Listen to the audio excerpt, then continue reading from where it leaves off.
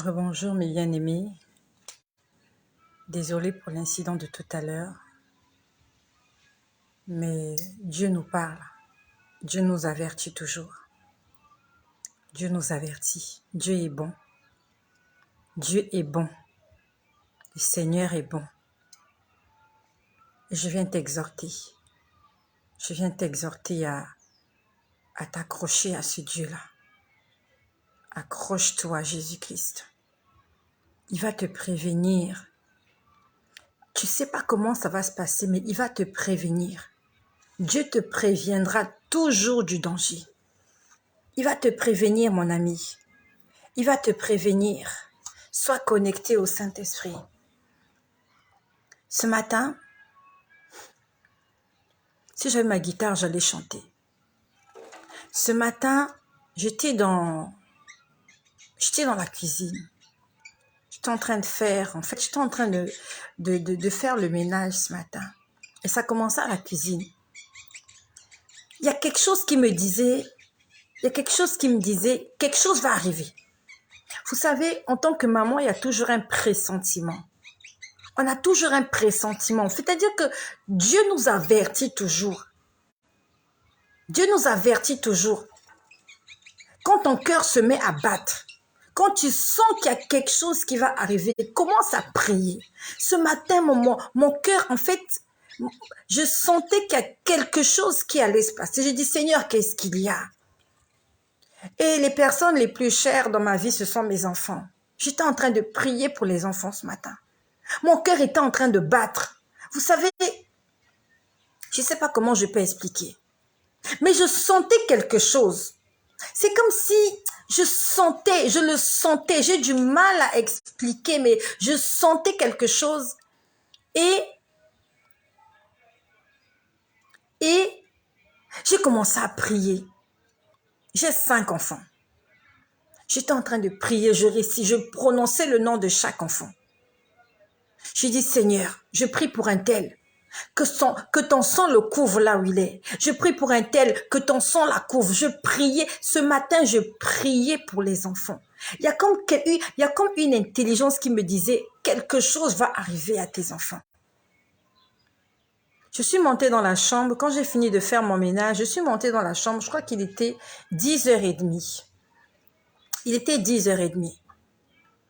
J'ai pris mon bain et je suis allée m'allonger. Avant de m'allonger, j'ai lu Lévitique 10 que j'allais partager tout à l'heure. J'ai lu Lévitique 10. J'ai fermé Lévitique et au fond de mon cœur, j'étais en train de prier. J'étais en train de prier pour les enfants. J'ai demandé au Seigneur. Je sais qu'on veut faire du mal à 2 de mes enfants. Et depuis hier ou avant-hier, je suis en train de prier. Je vous en ai parlé. Qu'il y a une personne qui veut envoyer un mauvais esprit sur mes enfants, 2 de mes enfants, afin que ces enfants-là soient malades.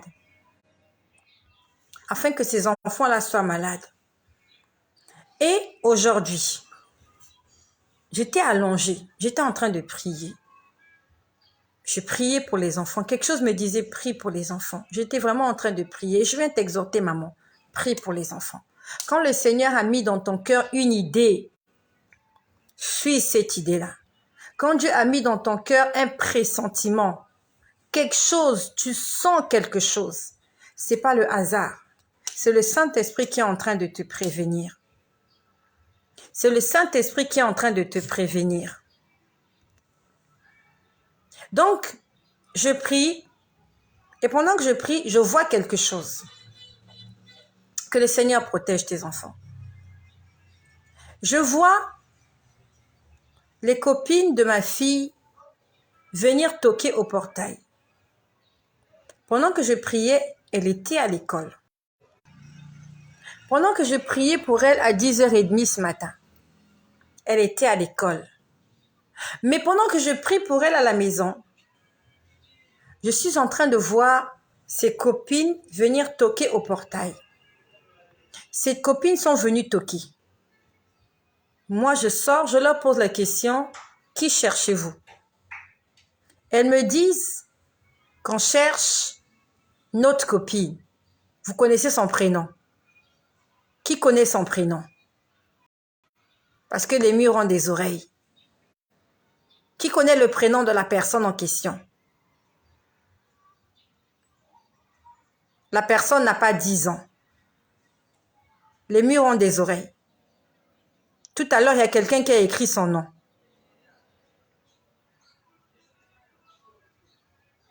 Est-ce que quelqu'un peut me donner son prénom? Ok, Patty. Oui. Claire Nguesson. Comment elle s'appelle? Comment elle s'appelle? Parce que les murs ont des oreilles. Voilà. C'est ça même rayon du soleil. Parce que la personne en question, elle n'est pas loin. La personne n'est pas loin. Donc, voilà.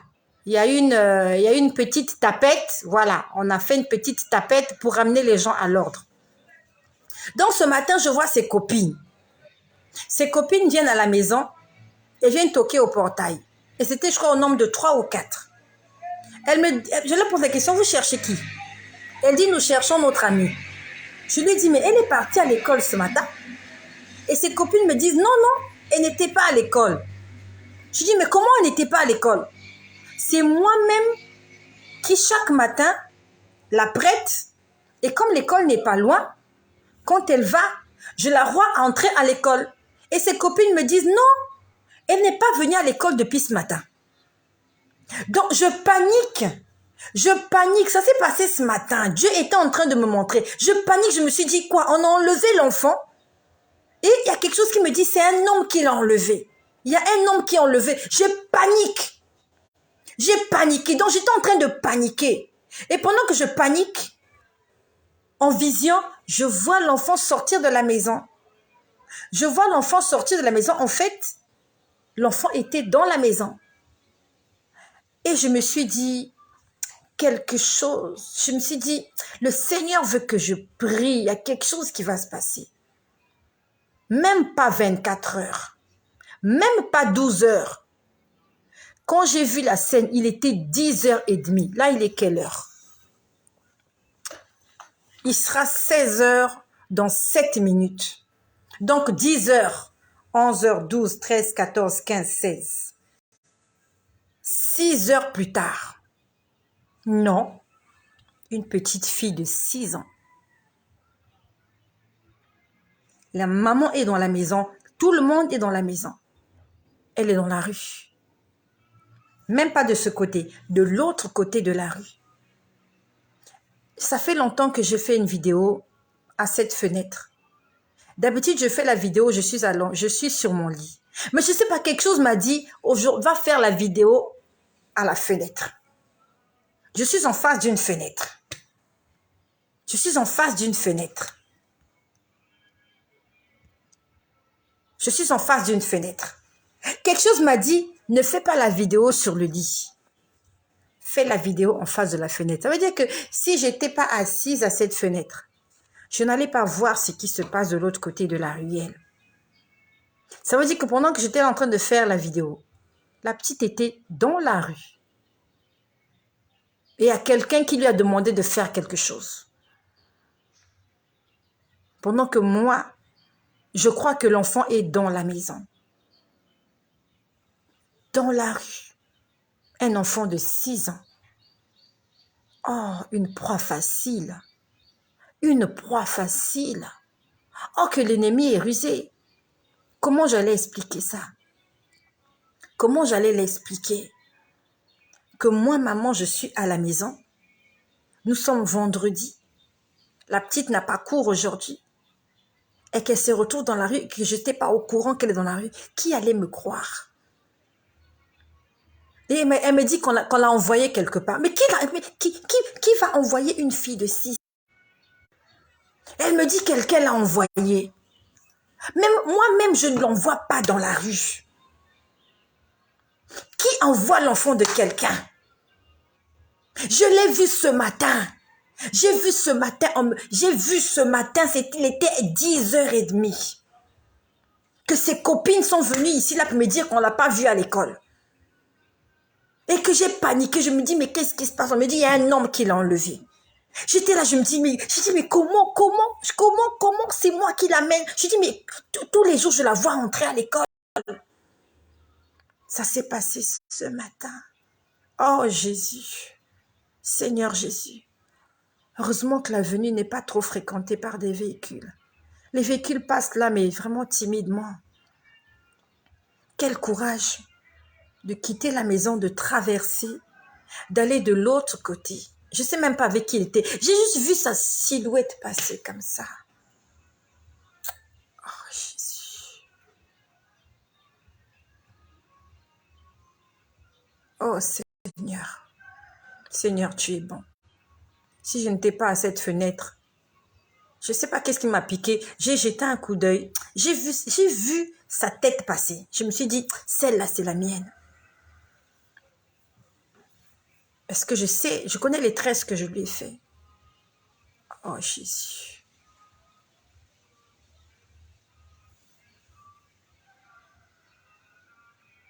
Je te laisse imaginer. Tu es là à la maison, tu crois que les enfants sont en train de jouer, mais les enfants sont déjà loin. Quelqu'un les a kidnappés, quelqu'un les a séquestrés, quelqu'un les a bâillonnés. Et tu sors là, tu ne sais pas par où commencer à chercher. Tu sais pas où tu vas commencer à chercher. À la limite, tu deviens fou. Tu deviens fou. Lorsque Dieu te demande de faire quelque chose, fais-le. Ce matin, j'étais en train de prier pour tous mes enfants. Mon cœur était en train de battre. Je sentais quelque chose, je sentais un danger. Et Dieu m'a montré le danger. Je crois que là, elle dort. Je lui ai donné une petite fessée. Je lui ai donné une fessée pour qu'elle ne recommence plus. Je lui ai dit le jour où tu sors encore de la parcelle, je lui ai donné une fessée. Je crois qu'elle dort là. Elle a pleuré. Maman, soyons vigilantes. Soyons vigilantes. Le diable est rusé. Vous voyez comment on peut voler un enfant comme ça. On peut te voler un enfant comme ça. Je ne sais pas qu'est-ce qu'il a tiré dans la rue. Elle me dit qu'on l'a envoyé. Je dis, mais qui peut t'envoyer dans la rue? Qui t'a envoyé dans la rue? On t'envoie dans la rue et moi, je ne suis pas au courant. Oh Jésus. Revenons à ce que nous étions en train de dire. Le Seigneur est merveilleux. Jésus-Christ est bon. Combien de mamans ont vécu la même histoire que moi et n'ont plus jamais eu de nouvelles de leur enfant? Combien de mamans? J'étais en train de parler tout à l'heure de Nadab et d'Abihu. J'étais en train de le lire ce matin. Maman, prie pour tes enfants. Prie pour tes enfants. Il y aura un jour, il y aura quelque chose qui va se passer, tu ne t'y attendais même pas. Tu ne t'y attendais pas. Prie pour les enfants, maman. Quand le Seigneur met dans ton cœur de faire quelque chose, fais-le. J'étais en train d'intercéder ce matin. J'intercédais. Je sentais quelque chose.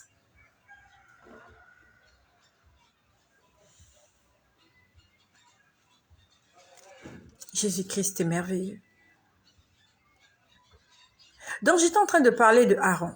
Aaron, c'était le frère de Moïse. Aaron avait 4 fils. Lorsqu'il se retrouve dans le désert, sous la recommandation du Seigneur, Moïse construit le tabernacle. Et il oint Aaron comme sacrificateur. Et il oint aussi la descendance d'Aaron, donc les fils d'Aaron. La sacrificature devait aller de père en fils. La tribu des Lévites, ils étaient consacrés pour exercer un ministère dans le tabernacle, dans la tente où Dieu venait pour rencontrer son peuple. Et quand on arrive dans Lévitique 10, on dit ceci, à partir du verset 1. Les fils d'Aaron, Nadab et Abihu, prirent chacun un brasier. Est-ce que tu sais ce que c'est qu'un brasier? Est-ce que quelqu'un sait ce que c'est qu'un brasier? Un brasier, c'est quelque chose où il y a de la braise à l'intérieur. Et la braise, c'est quoi? Soit des charbons ou alors du bois. Mais il y a du feu à l'intérieur et on peut faire de la braise. Un brasier, un brasier, ça peut être un petit brasier ou un grand brasier. Même quand tu fais du barbecue, le barbecue, c'est un brasier. Vous mettez du charbon ou vous mettez du bois et vous allumez et il y a du feu. Vous pouvez faire des braises, des fritures, c'est comme vous voulez. Donc les enfants de Aaron, il avait 4 fils. Parmi ces 4 fils, il y en a 2. Ils prennent un brasier. Chacun avait un brasier. Donc, ils sont venus avec 2 brasiers. Laisse-moi te dire, tu comprendras où est-ce que je suis en train de venir. Chacun prend un brasier. Donc, je suppose que c'était un petit brasier. Parce qu'un grand brasier, tu ne peux pas le porter seul. Un grand brasier, je prends l'exemple pour faire un barbecue, tu ne peux pas le trimballer dans tes mains. Tu le mets quelque part. Tu le mets quelque part chez toi. Ça te sert de brasier. Mais là, eux, ils ont pris chacun un brasier. Et on dit, ils y mirent du feu. Donc, il y avait du feu à l'intérieur. Dans ce brasier-là. Est-ce qu'il était petit ou grand? On ne sait pas. Mais on sait que ils le portaient à la main. Et on dit, et posèrent du parfum. Donc, ils ont pris un brasier, ils ont mis du parfum dessus. Et on dit, ils apportèrent devant l'Éternel du feu étranger. Donc, pour Dieu, il ne fallait pas qu'il fasse comme ça. Ils apportèrent devant l'Éternel du feu étranger ce qu'il ne leur avait point ordonné. Ils ont reçu des instructions de Moïse. Comment il fallait tuer le bélier, il fallait tuer le bouc, il fallait tuer l'agneau, comment il fallait répandre le sang, comment il fallait brûler les graisses. Mais eux, on ne sait pas, piqués par quel esprit, ils prennent chacun un brasier. Et au lieu de faire loin, ils viennent avec là où Dieu devait rencontrer son peuple, donc dans la maison de Dieu. Ils viennent avec un brasier. Ils ont allumé le feu et ils ont pris du parfum qu'ils ont renversé sur le brasier. Et je ne sais pas si tu as déjà fait cela ou tu as déjà vu quelque chose de ce genre dans une certaine église ou dans certains temples, là où on fait un certain culte. Il y a des gens qui ont des brasiers et ils mettent du parfum dessus. Ils mettent de l'encens dessus. Et quand tu mets le parfum dessus, quand tu mets de l'encens dessus, quand tu mets une poudre dessus, il y a une vapeur qui s'échappe de là. Est-ce que tu as déjà vu ça quelque part? Est-ce que tu as déjà vu ça quelque part? Pendant un lieu de culte, quelqu'un ou des gens avec un brasier, ils mettent quelque chose dessus. Ou une poudre, ou de l'encens, ou du parfum. Et ils amènent ça dans la maison de Dieu. Et après, il y a une odeur qui se dégage de là. Est-ce que tu as déjà vu ça quelque part? Tu as déjà vu ça quelque part? Ok. On dit ceci. Au verset 2. Ils ont mis le brasier au verset 1. On dit au verset 2. Alors le feu sortit de devant l'Éternel et les consuma. Ils avaient été choisis par Dieu. Ils avaient été oints pour exercer un ministère. Ils avaient reçu des recommandations. Qu'est-ce qu'il fallait faire en tant que ministre de Dieu? Mais eux, ils viennent avec un brasier. Quelque chose qui ne leur avait pas été recommandé. Ils viennent avec, ils allument le feu. Ils mettent du parfum dedans, dessus, et ils entrent avec cette odeur, cette fumée. Peut-être que ça sentait bon, peut-être, je suppose. Parce que le parfum, ça sent bon. Et quand ils entrent avec dans la présence de Dieu, au verset 2, on dit, alors le feu sortit de devant l'Éternel et les consuma, et ils moururent devant l'Éternel. Moïse dit à Aaron, Aaron c'était leur père, Moïse dit à Aaron, c'est ce que l'Éternel a déclaré. Lorsqu'il a dit, je serai sanctifié par ceux qui s'approchent de moi. Ça veut dire que cet acte-là, d'allumer un brasier, de mettre de l'encens dessus, de mettre des poudres dessus, de mettre du parfum dessus ou de mettre quoi que ce soit dessus. Depuis le livre de Lévitique, c'était défendu.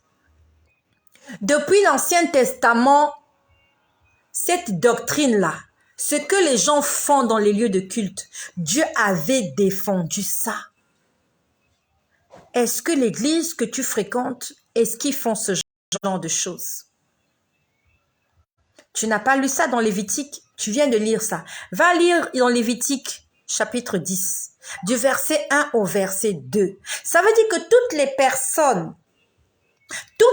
personnes qui allument des brasiers dans la maison de Dieu, qui y mettent du parfum ou de l'encens ou quoi que ce soit, et entrent avec cette fumée-là dans la maison de Dieu, de la même façon que Dieu a consumé les enfants de Aaron,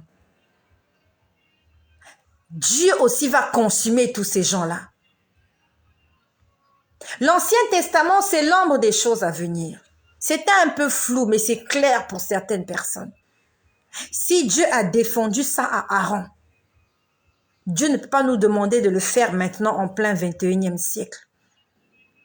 Si le feu de Dieu est sorti pour consumer ces gens-là, Nadab et Abihu, Dieu va aussi consumer toutes les personnes qui désobéissent au commandement de Dieu, même si tu as été oint. Ces enfants-là étaient oints. Ils avaient des habits sacerdotaux. Ils avaient des habits, ils portaient des vêtements qui leur permettaient de servir Dieu. Ils avaient le manteau du ministère. Dieu les avait choisis. Mais comme ils ont désobéi, Dieu les a consumés, Dieu les a brûlés, Dieu les a tués. Parce que dans la présence de Dieu, ils ont fait quelque chose qui était défendu. Donc, ce n'est pas parce que tu es serviteur de Dieu, c'est pas parce que tu es servante de Dieu, c'est pas parce que tu as été ou un pasteur que tu dois faire tout et n'importe quoi dans la maison de Dieu. Peut-être que tu as été choisi comme les fils d'Aaron. Mais si tu apportes du feu étranger, si dans la maison de Dieu, tu fais des choses qui ne t'ont pas été recommandées, Dieu va te consumer. Comme il a consumé les fils de Aaron. Il va oublier que tu es le fils de Aaron. Il va oublier que tu es le neveu de Moïse. Moïse était le libérateur. Aaron était son frère. Et ces deux-là que Dieu avait consumés, c'était les neveux de Aaron. C'est parce que tu es le fils d'un pasteur que tu vas faire n'importe quoi dans la présence de Dieu. Et la Bible nous dit, Moïse dit à Aaron, c'est ce que l'Éternel a déclaré. Lorsqu'il a dit, je serai sanctifié par ceux qui s'approchent de moi. Et quand on lit ce passage, on pense à la prière universelle. Notre Père qui es aux cieux, que ton nom soit sanctifié. Beaucoup de personnes répètent 1000 fois cette phrase-là. Ils n'ont jamais compris ce que ça signifie. Moïse a donné l'explication à Aaron. Il a dit, c'est ce que l'Éternel a déclaré lorsqu'il a dit, je serai sanctifié par ceux qui... C'est ce que l'Éternel a déclaré lorsqu'il a dit, je serai sanctifié par ceux qui s'approchent de moi. Ça veut dire que lorsque tu t'approches de Dieu, tu dois obéir à tout ce qu'il te demande de faire. Tu dois faire ce qu'il te demande de faire. Et si tu fais ce qu'il te demande de faire, tu es en train de sanctifier le nom de Dieu. Mais quand tu désobéis, tu n'es pas en train de sanctifier le nom de Dieu. Malgré le fait que tu récites le Notre Père 3 fois par jour. Peut-être que tu le récites 75 fois. Mais si tu marches dans la désobéissance, le nom de Dieu n'est pas sanctifié. Notre Père qui es aux cieux, que ton nom soit sanctifié. Est-ce que tu sanctifies le nom de Dieu? Est-ce que tu sanctifies? Tu crois que c'est cette prière-là qui va te sauver? Tu crois que c'est cette prière-là qui va faire fuir les démons? Tu crois que c'est cette prière qui ouvre le ciel et qui te bénit? Non. Cette prière-là, il faut la mettre en application. Il ne faut pas rester là à réciter le Notre Père toute la journée. Il faut essayer à comprendre ce que signifie la prière du Notre Père. Que ton nom soit sanctifié, ça signifie quoi? Ça signifie que tu dois obéir à Dieu. Quand tu viens dans la présence de Dieu, tu dois lui obéir, tu dois faire ce qu'il te demande de faire.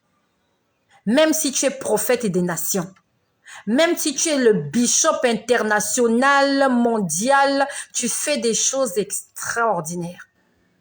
Si quand tu viens dans la maison de Dieu, quand tu es en présence de Dieu, même si tu as tes vêtements sacerdotaux, je ne sais pas, quel est le genre de soutane que tu portes quand tu prêches? Quelles sont les soutanes que vous portez? Ces enfants-là, ils avaient porté des soutanes aussi. Dieu avait demandé qu'on leur confectionne des vêtements spéciaux. Aaron avait un vêtement spécial. Ses fils avaient des vêtements spéciaux. Ils ont été consumés avec leurs vêtements. Si tu lis plus bas, tu comprendras qu'on les a pris avec leurs tuniques qu'ils avaient portées. On est parti les enterrer hors du camp. Ça, c'est un autre enseignement. Dieu m'a enseigné au sujet de Lévitique chapitre 10. Mais là, aujourd'hui, je parle du brasier et de l'encens qu'on met sur le brasier. Ça produit une certaine fumée. Et après, on répand cette fumée-là dans cette grande salle. Tout le monde est plongé dans cette fumée.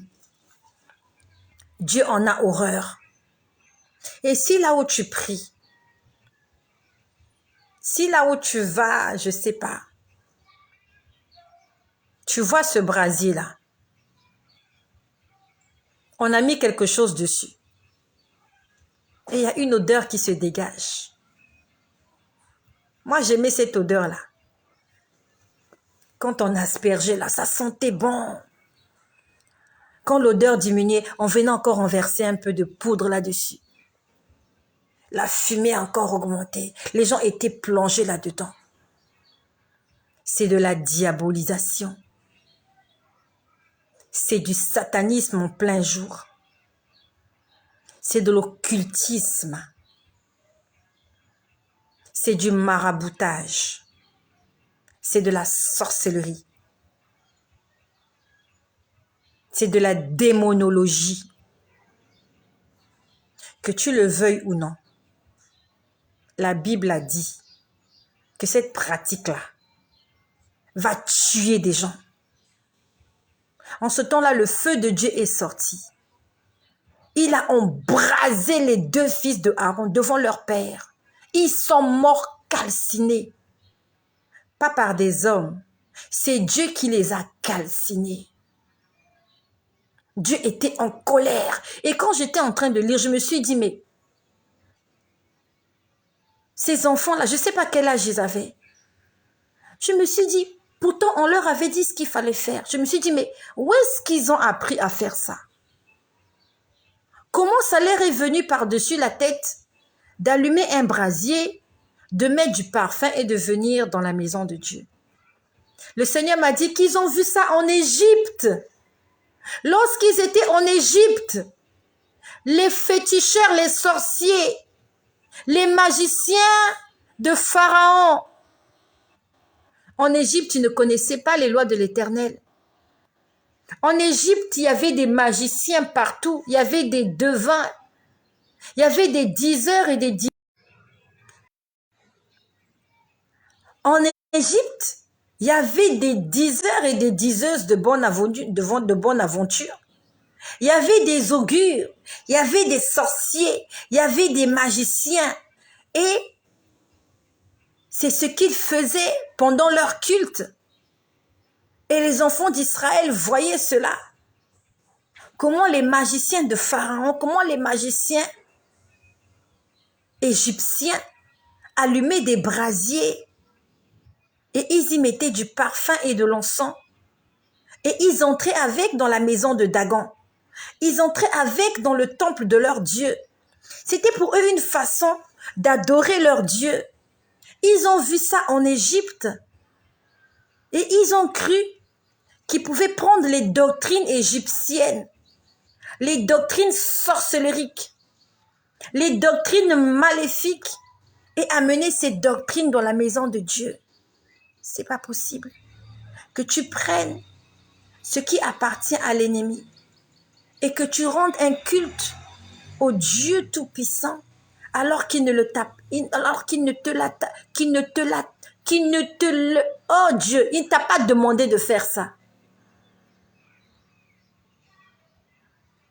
Si dans ton église, si dans votre temple là où vous priez, il y a un brasier, ne fût-ce qu'un seul brasier,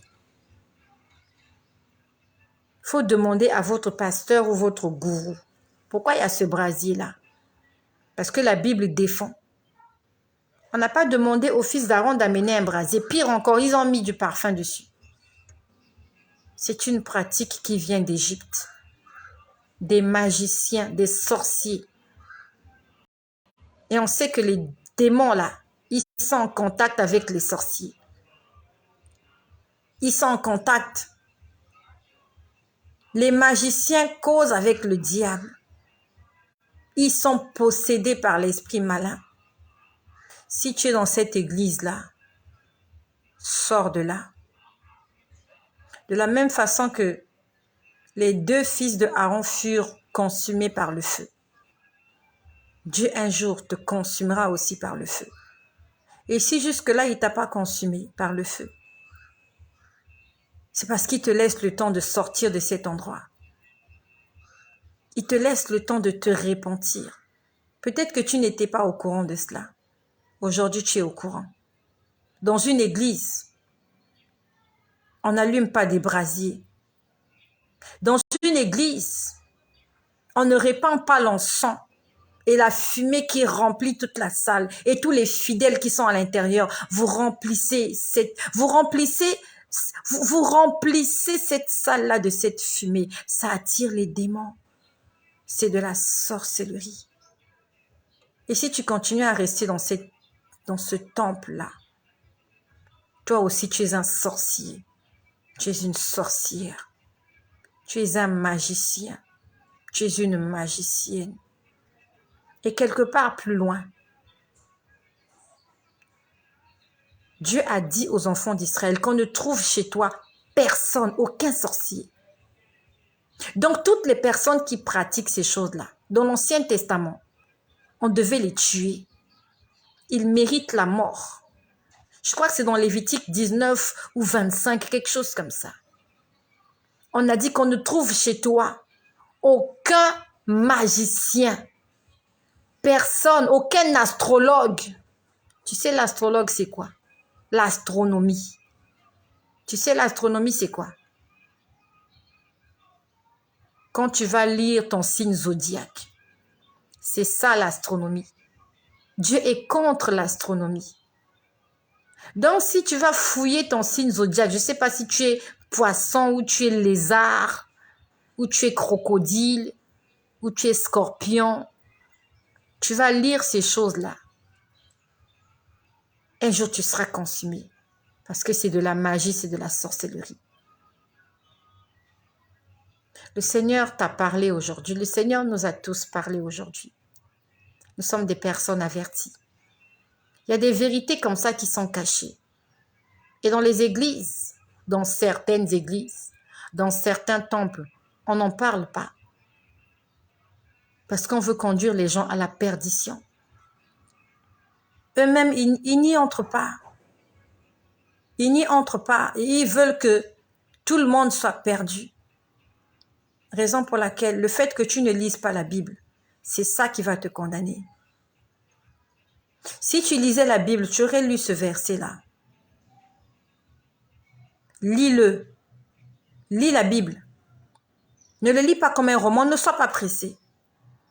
Lis-le verset après verset. Et quand tu as lu un verset, pose-toi la question, est-ce que je me retrouve dans ce verset?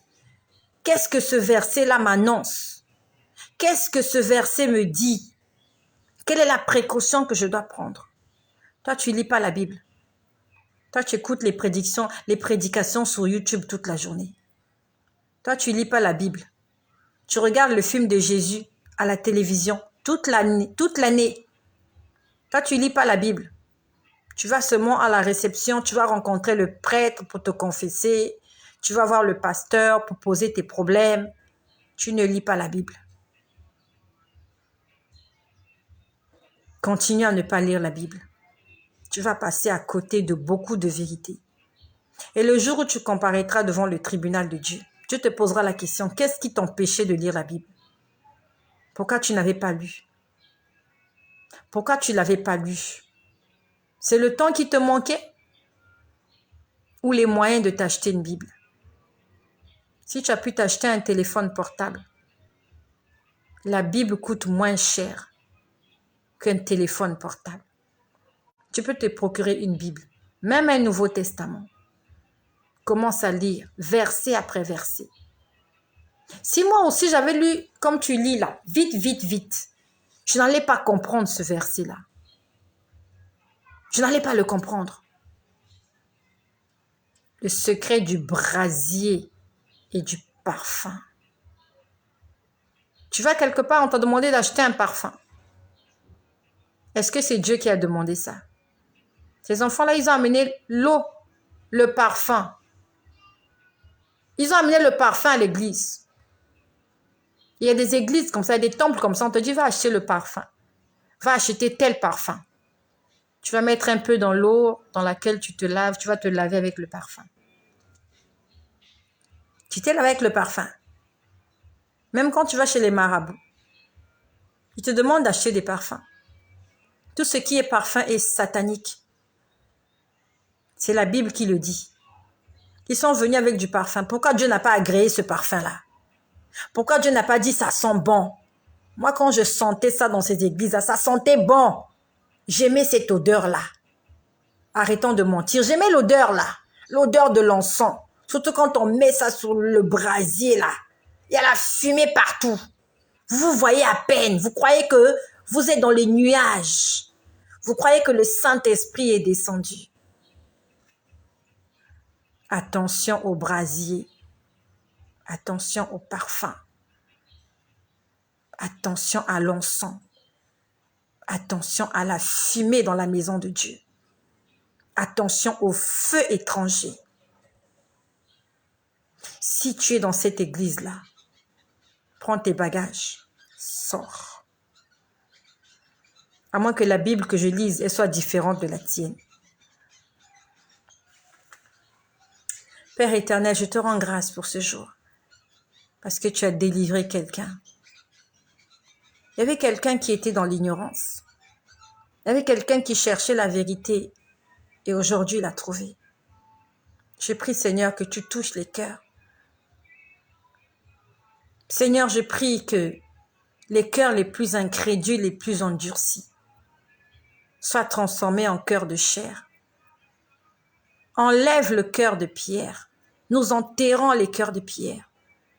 Et nous acceptons les cœurs de chair que tu peux utiliser, que tu peux malayer, que tu peux, Seigneur, que tu peux transformer. Que l'incrédulité tombe ce soir. Que les chaînes du doute tombent ce soir. Seigneur, que celui qui a entendu, que celui qui a lu puisse croire à ce que tu as écrit dans ta parole. Car tu ne peux pas faire quelque chose qui va à l'encontre de ce que toi-même tu as donné comme commandement. Seigneur, je te prie de sauver cette personne-là qui va peut-être être embrasée comme les fils de Aaron. Seigneur, viens nous sauver. Et comme Moïse l'a dit à Aaron, que ton nom soit sanctifié. Seigneur, que ton nom soit sanctifié dans nos vies. Seigneur, nous voulons non seulement écouter, mais nous voulons lire la parole et la mettre en application, afin de ne pas être condamnés, comme les fils de Aaron. Seigneur, ouvre nos yeux. Ouvre nos yeux, Seigneur. Ouvre notre intelligence. Merci de ce que tu as sauvé quelqu'un aujourd'hui. Que seule la gloire et l'honneur te reviennent. Dès à présent et à jamais. Au nom puissant et glorieux de notre